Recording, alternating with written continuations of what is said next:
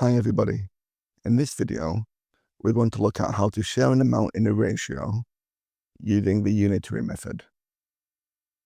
This is where we work out the value of one share, and it's a good method to use when we don't have access to a calculator. So in the question, we're told that Jane, Sheila and Harry share £7,200 in the ratio of 1 to 2 to 5, and we need to work out how much Harry receives. A good way of visualizing how we can share this amount to the ratio is to use a bar model. So we have the £7,200. I'll create the bar, and we're splitting this up into the ratio of 1 to 2 to 5. We know that Jay gets 1 share, Sheila gets 2 shares, and Harry gets 5 shares. And the £7,200 covers all the shares. So the next thing we need to do is to work out the value of 1 share. So the value of 1 share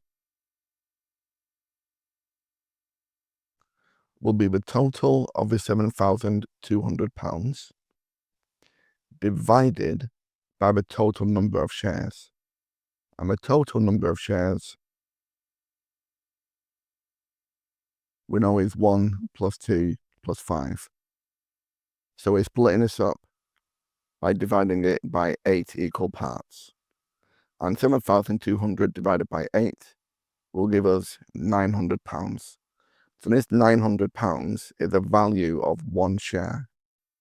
So we can see that Jay, who has 1 share, will get £900.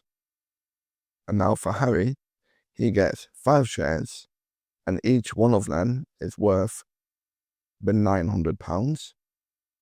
So we'll multiply the 5 by the 900, and he'll get £4,500. So we can say that Harry receives £4,500. Okay? If you're a teacher and you want to download the exact presentation slides I used today, along with the student worksheets, click the link in the description below to head over to the blog post on Mr. Mathematics. Thanks for watching, hit subscribe, and I'll see you in the next lesson.